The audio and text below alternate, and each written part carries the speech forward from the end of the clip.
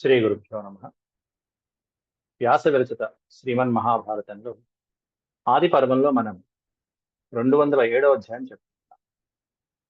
ఇందులో స్వయంవరం తర్వాత పాండవుల యొక్క నివాసానికి వచ్చినటువంటి ద్రౌపదీదేవి, అసలు ఈ ద్రౌపదీదేవిని ఎవరు వివాహం చేసుకున్నారు, బ్రాహ్మణ వేషాలలో వచ్చి వివాహం చేసుకున్నారు వీళ్ళ ఎవరా అని చెప్పి అర్జునుడితో పాటు వచ్చినటువంటి ఈ పంచపాండవుల సోదరులు ఐదుగురిని కూడా పరీక్షించడానికి ద్రౌపది యొక్క సోదరుడు అయినటువంటి దుష్టజమ్నుడు రావడం జరుగుతున్నది. అలాగే ఇతర ప్రాంతాలకు కూడా దుష్టజమ్నుడు చారుల్ని పంపించి వీళ్ళు ఎవరు, వీళ్ళ నివాసం ఏమిటి, వీళ్ళు బ్రాహ్మణులా క్షత్రియులా లేకపోతే ఎవరు వీరు అనేటువంటిది కనుక్కోవడం ప్రారంభిస్తున్నారు. ఆ వివరాలన్నీ కూడా వ్యాసుల వారు ఈ అధ్యాయంలో చెప్పడం జరుగుతుంది. ముందుగా ప్రార్థన చేసుకుని నేటి ప్రవచనాన్ని ప్రారంభించుకుందాం. ఓం శుక్లాంబరధరం విష్ణుం శశివర్ణం చతుర్భుజం ప్రసన్నవదనం ధ్యాయేత్ సర్వవిఘ్నోపశాంతయే. వ్యాసం వసిష్ఠనప్తారం శక్తేః పౌత్రమకల్మషం పరాశరాత్మజం వందే సుకతాతం తపోనిధిం. వ్యాసాయ విష్ణురూపాయ వ్యాసరూపాయ విష్ణవే నమో వై బ్రహ్మనిధయే వాసిష్ఠాయ నమో నమః. నారాయణం నమస్కృత్య నరం చైవ నరోత్తమం దేవీం సరస్వతీం వ్యాసం తతో జయముదీరయే. శ్రీ గురుభ్యో నమః. వైశంపాయనుడు వారు జనమేజయుడు చెప్తూ ఈ స్వయంవర వృత్తాంతాన్నంతా నివేదిస్తున్నారు. స్వయంవరం ఘట్టం అయిపోయింది. రాజులను జయించి భీమార్జునులు ఇద్దరు కూడా ద్రౌపదిని తీసుకుని ఇంటికి వచ్చారు. కుంతీదేవన్న తెచ్చినటువంటి భిక్షని అందరూ సమానంగా పంచుకోండి అని చెప్పడం జరిగింది. దాంతో కంగారు పడి మళ్ళీ ఏ ధర్మహాని జరుగుతుందో అని చెప్పి ధర్మరాజుని కుంతీదేవి అడిగింది, ఆయన ఏం చేయాలి? సోదరుల యొక్క మనోభావాలు తెలుసుకుని ధర్మరాజు వ్యాసుల యొక్క వచనాల్ని స్మరించుకుని ఈ ద్రౌపది మన ఐదుగురికి భార్య అవుతున్నది అని చెప్పి చెప్పడం జరుగుతుంది. ఆ తర్వాత ఈ విషయాలని వారు ఆ రోజు రాత్రిపూట పడుకోవటం, ఏ విధంగా నిద్రిస్తున్నారు, అలాగే నిద్రపోయేటప్పుడు వాళ్ళు ఏం మాట్లాడుకుంటున్నారు, ఇవన్నీ కూడా దుష్టజమ్నుడు జాగ్రత్తగా పరిశీలిస్తున్నాడు. ఆ తెలుసుకున్న విషయాన్ని తండ్రికి నివేదించడం కూడా ఇక్కడ జరుగుతున్నది. దుష్టజుమ్నస్తు పాంచాల్యః పృష్ఠతః కురునందనౌ అన్వగచ్చత్తదాయాంతౌ భార్గవస్య నివేశనే. భార్గవస్య నివేశనే, కుమ్మరివారి యొక్క ఇంటిలో దుష్టజుమ్నస్తు పాంచాల్యః, పాంచాల రాకుమారుడైనటువంటి ద్రౌపదిని పుత్రుడు దుష్టజమ్నుడు. దుష్టజమ్నుడు ద్రౌపది వీళ్ళిద్దరు కూడా యజ్ఞం నుండి ఉద్భవించినటువంటి వాళ్ళు. పృష్ఠతః కురునందనౌ, ద్రౌపదిని తీసుకువెళ్తున్నటువంటి కురునందనౌ అనేది ద్వివచనం. అంటే భీమార్జునులు ఇద్దరిని కూడా పృష్ఠతః వెనక నుంచి అన్వగచ్చత్ అనుసరించి వెళ్ళటం జరిగింది. భీమార్జునులు ఇద్దరు కూడా ద్రౌపదిని తీసుకున్నారు, వెనకాల కొంతమంది బ్రాహ్మణులు వెళ్ళారు. వీళ్ళు వీళ్ళు ఎక్కడికి తీసుకువెళ్తున్నారు అనేటువంటిది కూడా, వీళ్ళు బ్రాహ్మణులైనా కాదా, ఎక్కడికి తీసుకెళ్తున్నారు, వీళ్ళ నివాసం ఏమిటి, ఇవన్నీ కనుక్కోవాలి కదా. అక్కడ ఏం అడగల. కాబట్టి అనుసరించి ఈ విషయాలు తెలుసుకోవడానికి దుష్టజమ్నుడు అనుసరించి వెళ్ళాడు వెనకాల. సోజ్ఞాయమానః పురుషాన్ అవధాయ సమంతతః స్వయమారాన్నిలో నిలీనోభూత్ భార్గవస్య నివేశనే. మొత్తం కొంతమంది పురుషుల్ని తెలుసుకోవడం కోసం అని చెప్పి అజ్ఞాయమాన అంటే వీళ్ళెవరు అనేటువంటి విషయాన్ని తెలుసుకోవడం కోసం అని చెప్పేసి నలుమూలలకి కూడా కొంతమంది మనుషుల్ని పంపించాడు వివరాలు సేకరించుకోవటానికి. అంతేకాకుండా స్వయంగా దుష్టజమ్నుడే వీళ్ళని అనుసరించి వెళ్ళాడు. స్వయమారాన్నిలీనోభూత్ భార్గవస్య నివేశనే, కుమ్మరి వారి ఇంటికి వాళ్ళు చేరుకోవడం, ఇతను ఇంటి పక్కనే ఉండి వాళ్ళ మాటలు వినేట్టుగా జాగ్రత్తగా ఓ పక్క నుంచుని పరిశీలిస్తున్నాడు. సాయంకాలం అయింది. సాయంత్రం అయ్యేటప్పటికి ఏం జరిగిందో ఒక సన్నివేశాన్ని వివరిస్తున్నారు వ్యాసుల వారు. సాయం చ భీమస్తు రిపు ప్రమాధి జిష్ణుర్యమౌ చాపి మహానుభావౌ భైక్ష్యం చరిత్వా తు యుధిష్ఠిరాయ నివేదయాం చక్రురదీన సత్వాః. మన్నాడు భిక్షకి వెళ్ళటం జరిగింది. సాయం అన్నారు. సాయంకాలానికి భీమస్తు రిపు ప్రమాధి జిష్ణుర్యమౌ చాపి మహానుభావౌ భైక్ష్యం చరిత్వాతు యుధిష్ఠిరాయ. తెచ్చినటువంటి భిక్షని సాయంత్రం వరకు చరించారు. భిక్షాటన తీసుకొచ్చారు. లోపల కుంతీదేవి ద్రౌపది ఇద్దరు ఉన్నారు. భీముడు, జిష్ణు అనే పదానికి అర్జునుడు, యమౌ అంటే నకుల సహదేవులు ఇద్దరు, కమల పిల్లలు. వీళ్ళ నలుగురు కూడా, భీముడు, అర్జునుడు, నకుల సహదేవులు ఇద్దరు కూడా మహానుభావో భైక్ష్యం చరిత్వాతు యుధిష్ఠిరాయ, భిక్షను తీసుకుని భైక్ష్యం చరిత్వా, యుధిష్ఠిరుడి కోసం భిక్షను చరించి, తెచ్చినటువంటి భిక్షని ఎవరికి సమర్పించారట అంటే ఇంట్లో ఉన్నటువంటి పెద్దన్నయ్య గారు. పెద్దన్నయ్య అక్కడే ఉన్నాడు, ధర్మరాజు. పెద్దన్నయ్యకి నివేదిస్తున్నారు, అన్నయ్య ఈ రోజు తెచ్చినటువంటి భిక్ష ఇది అని. యుధిష్ఠిరాయ నివేదయాం చక్రుహు, మహానుభావుడైనటువంటి పెద్దవారైనటువంటి ధర్మరాజుకి నివేదయాం చక్రు, అన్నయ్య ఈ రోజు తెచ్చినటువంటి భిక్ష ఇది అని. ఆ తెచ్చినటువంటి భిక్షని చూపించాడు ధర్మరాజు తల్లికి, కుంతీదేవికి.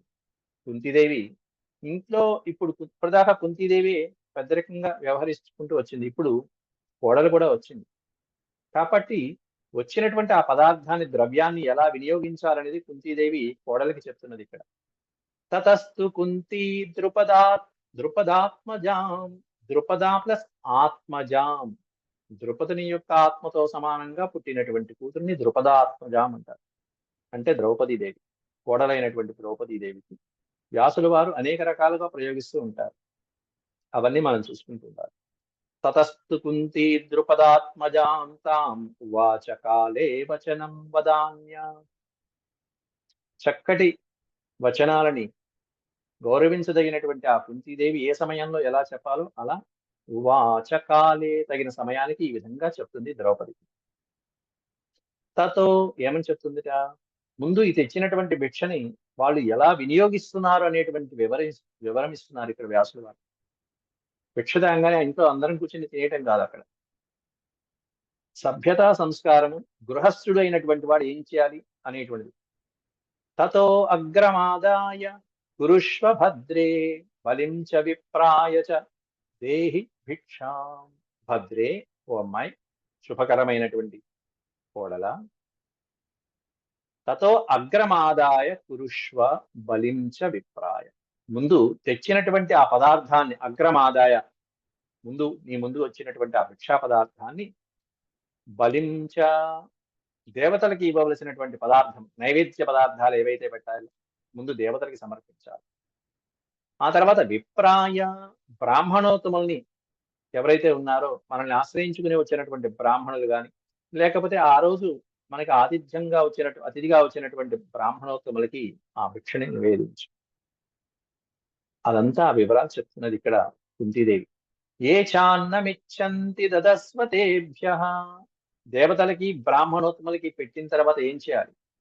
ఏ చ అన్నం ఇచ్చంతి తేభ్యః దదస్వ, ఇంకా ఆకలితో ఉండేటువంటి వారు, అన్నాన్ని కోరుకునేటువంటి వారు ఎవరైతే ఉంటారో తేభ్యః అన్నం దదస్వ, వారికి ఈ పదార్థాన్ని పెట్టమ్మా.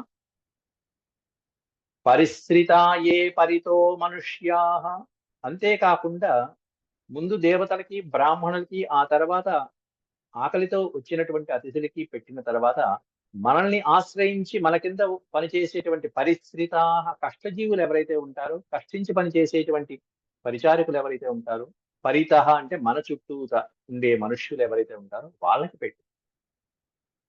అంటే మన పైన అధికంగా ఉండేటువంటి బ్రాహ్మణోత్తములకి, అతిథులకి, దేవతలకి, అలాగే మన కింద ఉండేటువంటి వారు, వృద్ధులైనటువంటి వాళ్ళు, పరిశ్రితాః కష్టపడి పనిచేసుకునేటువంటి వాళ్ళు ఎవరైతే ఉంటారో అటువంటి మనుషులకి పెట్టిన తర్వాత మిగిలిన పదార్థాన్ని అప్పుడు మనం తినాలి.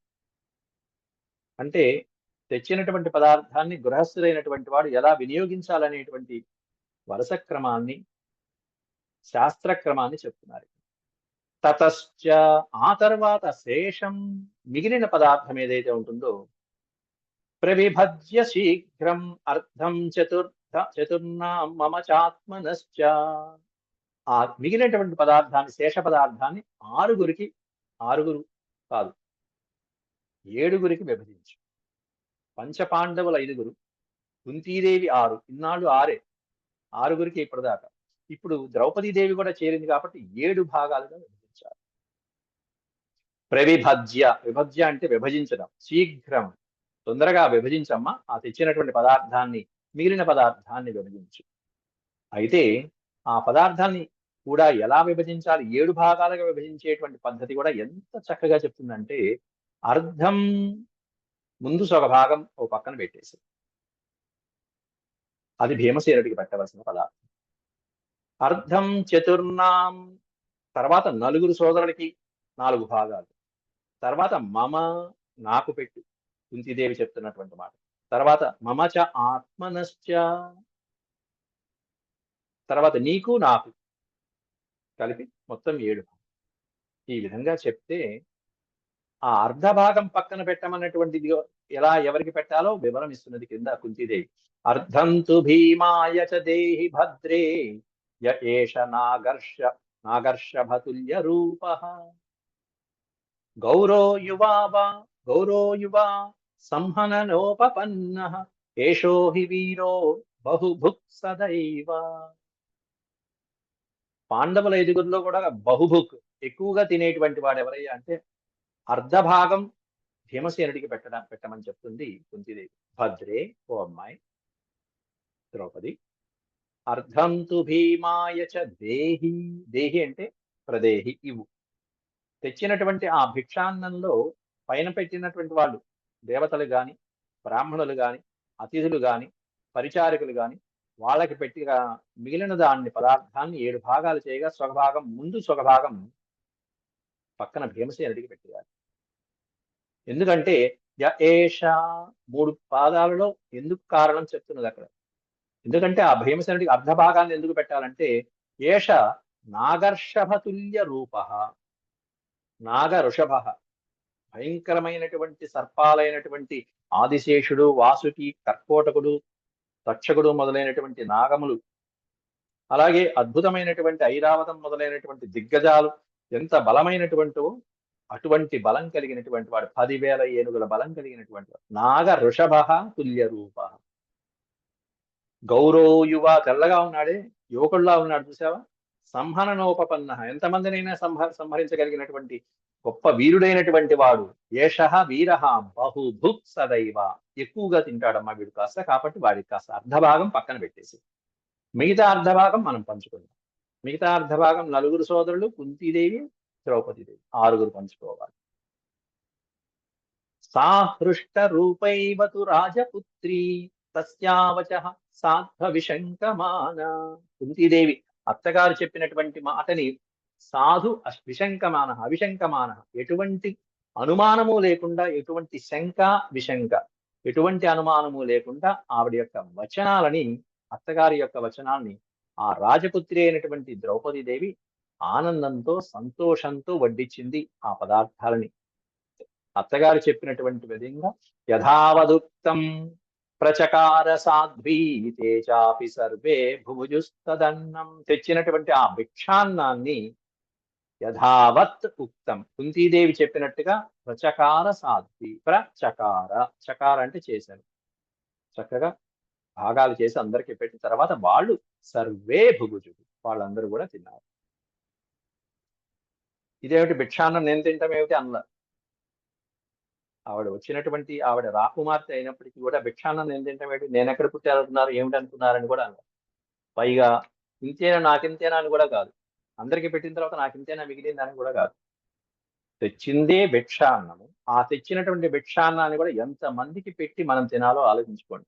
అట్లాంటిది భిక్షాటన చేయకుండా మనం ఇంట్లో కూర్చుని తినేటువంటి వాళ్ళం. ఇంకా మనం ఈ చెప్పినటువంటి ఈ క్రమాన్ని మనం ఏ విధంగా పాటించాలో ఒక్కసారి అర్థం చేసుకోండి.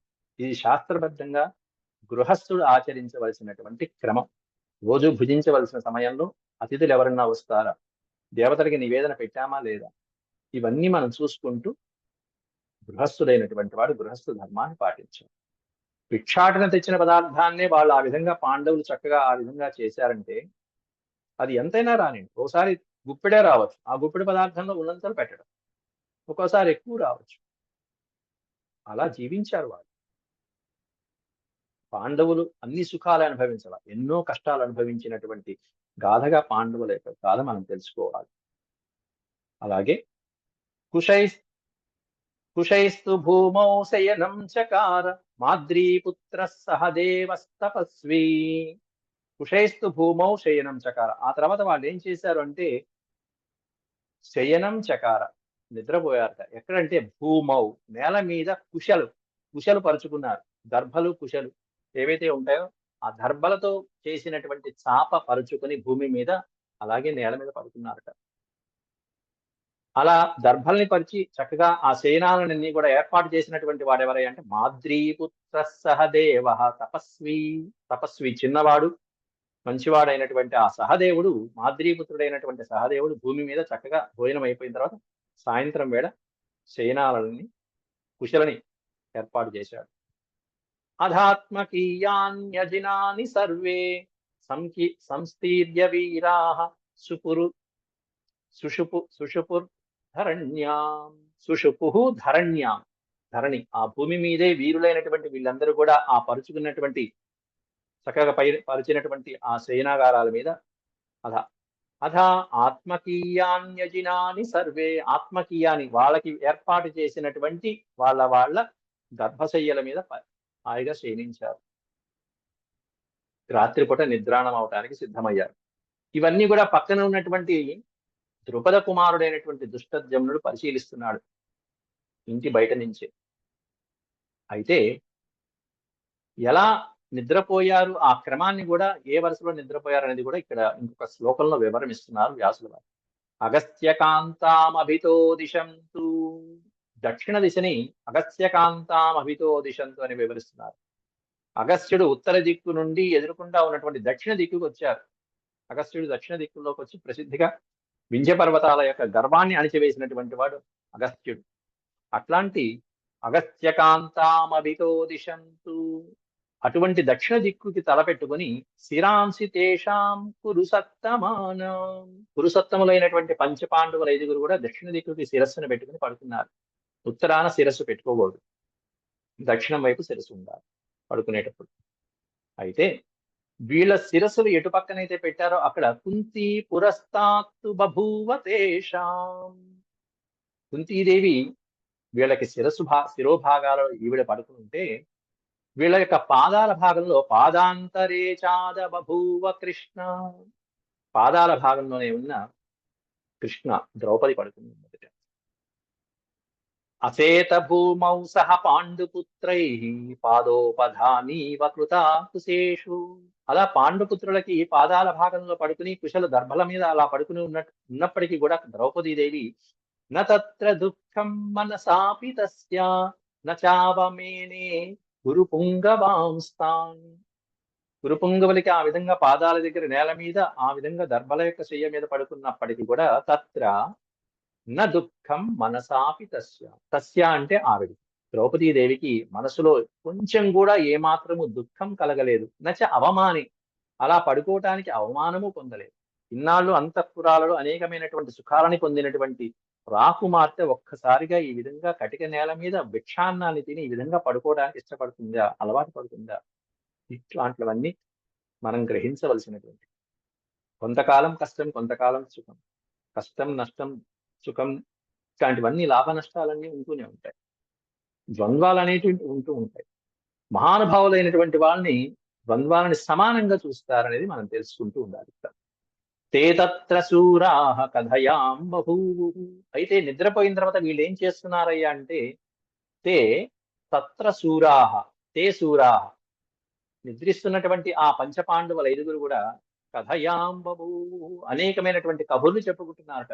కథలుగా చెప్పుకుంటున్నారు. కథాః విచిత్రాః పృతనాధికారాః అస్త్రాణి దివ్యాన్ని రథాంశ్చ నాగాని.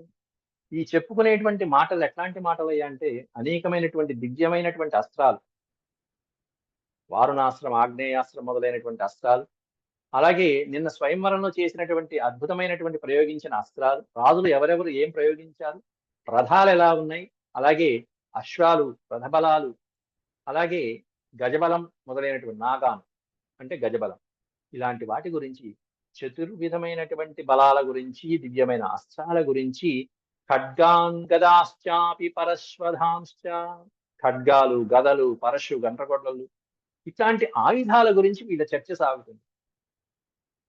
మామూలుగా సాధారణమైనటువంటి వ్యక్తులు ఖాళీగా ఉన్నప్పుడు, నిద్రపోయేటప్పుడు సామాన్య మానవులు ఏం మాట్లాడుకుంటారో ఆ మాటల్ని బట్టి ఆ మానవుడి యొక్క అంతరంగం తెలిసిపోతూ ఉంటుంది.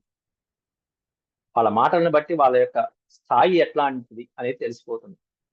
వీరులైనటువంటి వాళ్ళు ఏం మాట్లాడుకుంటారు, సాధారణమైనటువంటి వాళ్ళు ఏం మాట్లాడుకుంటారు, స్త్రీలు ఎలా ఉంటారు, పురుషులు ఎలా మాట్లాడుకుంటారు, ఇట్లాంటి భిన్న భిన్నమైనటువంటివన్నీ ఇక్కడ దుష్టజమ్నుడు వీళ్ళు 5గురు మాట్లాడుకుంటున్నటువంటి మాటలు గుర్తుపడుతున్నాడు.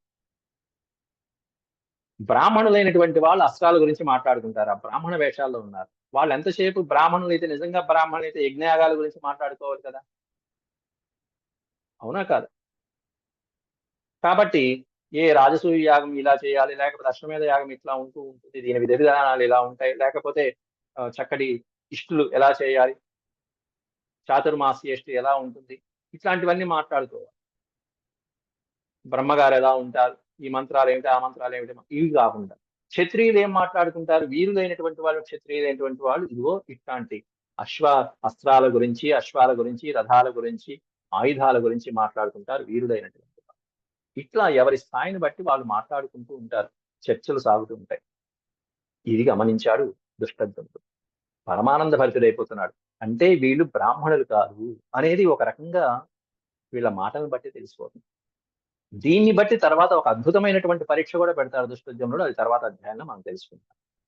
తేషాం కథాస్తాః పరికీర్త్యమానాః పాంచాల రాజస్య సుతస్తదానీం శుశ్రావ కృష్ణాం చ తదా నిషణ్ణాం తే చాపి సర్వే దదృశు మనుష్యాః. తేషాం కథాస్తాః పరికీర్త్యమానాః, వాళ్ళ చేత గొప్పగా కీర్తించబడుతున్నటువంటి, కథలు కథలుగా చెప్పబడుతున్నటువంటి ఇవన్నీ కూడా పాంచాల రాజస్య సుతః, పాంచాల రాజైన ద్రుపదుని యొక్క సుతుడు, కుమారుడు దుష్టజమ్నుడు తదానీం, అక్కడి నుంచి అవన్నీ విని శుశ్రావ, అన్ని చక్కగా విన్నాడు. అలాగే లోపల ఉన్నటువంటి ద్రౌపది కూడా విన్నది. కృష్ణాం చ తదా నిషణ్ణాం, ద్రౌపదీదేవి యొక్క వచనాలు, ద్రౌపది ఏం మాట్లాడుతున్నది, ద్రౌపది ఎలా ఉన్నది అనేటువంటివన్నీ కూడా చూశాడు, విన్నాడు. తేచాపి సర్వే దదృశుర్ మనుష్యాః, ఆ మనుషుల యొక్క అంతరంగాలన్నీ తెలుసుకుని దుష్టజమ్నుడు కాస్త ఈ వార్త వెంటనే నాన్నగారికి చెప్పాలి అనే విషయంతో, దుష్టజమ్నో రాజపుత్రస్తు సర్వం వృత్తం తేషాం కథితం చైవ రాత్రౌ, ఆ రోజు రాత్రి వాళ్ళు ఏమేమి మాట్లాడుతున్నారు, ఏం చేశారు అనేటిదంతా కూడా, తేషాం వృత్తం వాళ్ళ యొక్క చరిత్ర, వాళ్ళ నడవడిక, వాళ్ళ వ్యవహారం ఏం చేశారు, ఆ రోజు రాత్రంతా వ్యవహారం ఎలా జరిగింది అనేదంతా కూడా సర్వం మొత్తం రాజుగారైన తండ్రికి నివేదించడానికి వెళ్ళాడు. సర్వం రాజ్ఞే ద్రుపదాయాఖిలేన నివేదయిష్యం త్వరితో జగామ. త్వరిత అంటే తొందరగా, ఇక త్వరగా వెళ్ళిపోయాడు అక్కడి నుంచి, ఆ ప్రదేశం నుంచి నాన్నగారికి ఈ విషయం చెప్పాలి. అక్కడికి వెళ్ళాడు. పాంచాల రాజస్తు విషణ్ణ రూప తాన్ పాండవాన్ ప్రతి విందమానః, అక్కడ ద్రుపదుడు చాలా విషాదంగా కూర్చుని ఉన్నాడు. విషణ్ణమాన రూప అన్నాడు. చాలా దిగులుగా కూర్చున్నాడు. ఎందుకంటే ఎవరో తీసుకెళ్లారు బ్రాహ్మణులు, స్వయంవరం లక్ష్యాన్ని ఛేదించారు, తీసుకెళ్లిపోయారు. వాళ్ళు ఎవరు అసలు?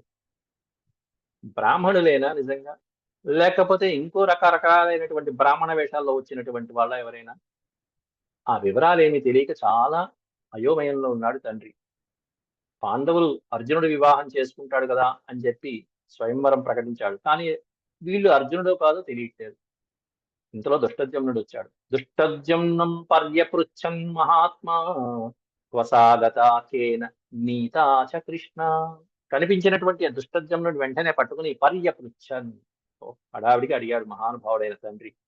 క్వసాగత, సా అంటే ఆమె, నా కూతురైనటువంటి ఆమె ఆ ద్రౌపది, క్వగత ఎక్కడికి వెళ్ళింది నాయన, కేన నీత చ కృష్ణ, కృష్ణ అంటే ద్రౌపది, నా కూతురైనటువంటి ద్రౌపది నీ చెల్లెలు కేన నీత, ఎవరి చేత కొనిపోబడింది, ఎవరి చేత తీసుకువెళ్ళబడింది, ఆ తీసుకువెళ్ళినటువంటి వాళ్ళ వివరాలు ఏమిటి అనేటువంటివన్నీ అడిగాడు. కశ్చిన్న శూద్రేణ నహీన జేన వైశ్యేన వా కరదేనోపపన్న కశ్చిత్ పదం మూర్ధ్నిన పంకదిగ్ధం కశ్చిన్న మాలా పతితా శ్మశానే అని తండ్రి ఆవేదన.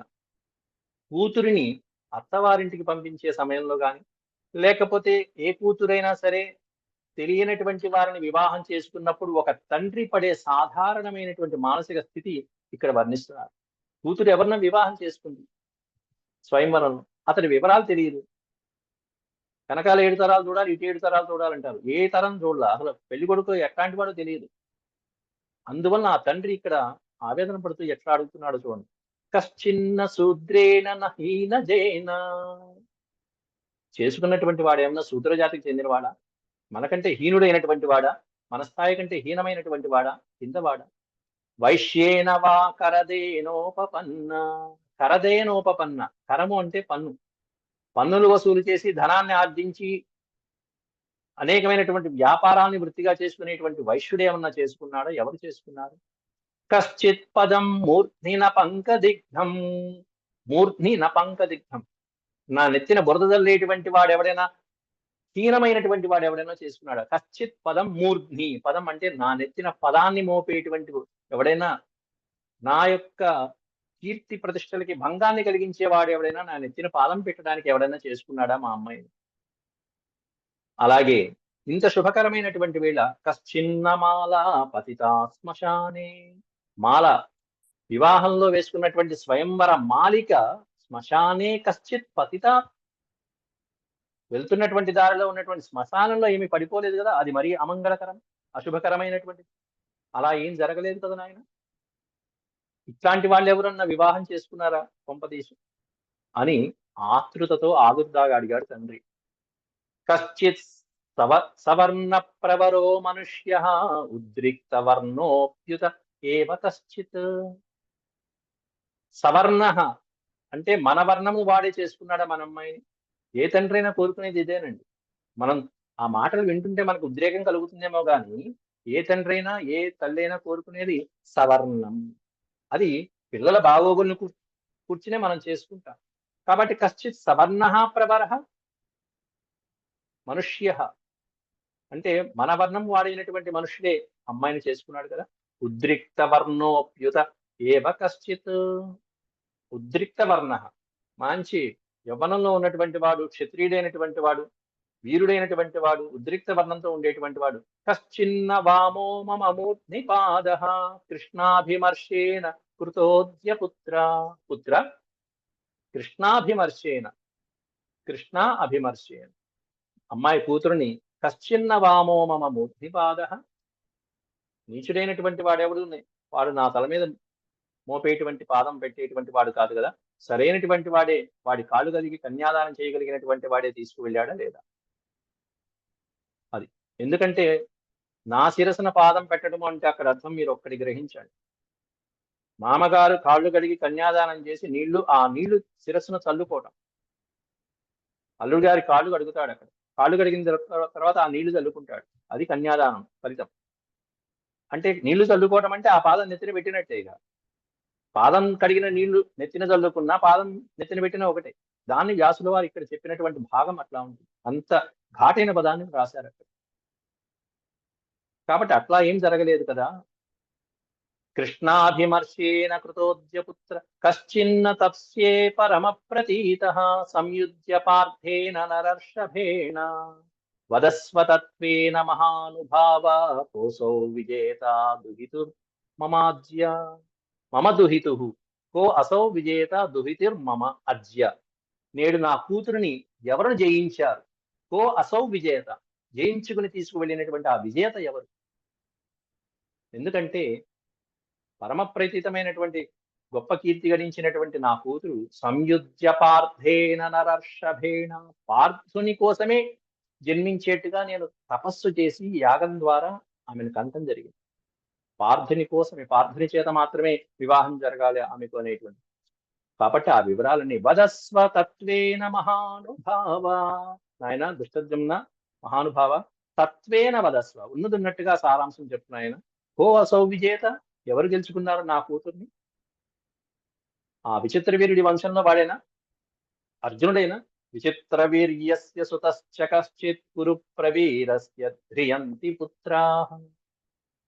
విచిత్ర వీరుని వంశంలో పుట్టినటువంటి ఆ అతనేనా? కురు ప్రవీరుడైనా నా కుమార్తెను వివాహం చేసుకుంది. కశ్చిత్తు పార్థేన యవీయ సాధ్య ధనుర్గృహీతం నీతం చ లక్ష్యం. ఆ పార్థుడైన ఈ ధనస్సుని పట్టుకుని లక్ష్యాన్ని ఛేదించినటువంటి వాడు బ్రాహ్మణ వేషంలో వచ్చినవాడు అర్జునుడేనా అని చెప్పి తండ్రి ఆతృతగా అడగటం జరిగింది. తర్వాత ఇవన్నీ విని తండ్రి యొక్క ఆతృతని ఆదుర్దాన్ని గమనించి దుష్టజమ్నుడు గమనించిన విషయాన్ని ఎలా చెప్పాడు, ఏం చెప్పాడు అనేదంతా 208వ భాగంలో చెప్పుకుంటాం. ఇది శ్రీమన్మహాభారతే ఆది పర్వణి స్వయంవర పర్వణి సప్తాధికశతమోऽధ్యాయः సమాప్తः. ఓం శాంతి శాంతి శాంతి. యదక్షరపద భ్రష్టం మాత్రాహీనం చ యద్భవేత్ తత్సర్వం క్షమ్యతాం దేవనారాయణ నమోస్తుతే. సర్వం శ్రీకృష్ణార్పణమస్తు. ఓం నమో భగవతే వాసుదేవాయ.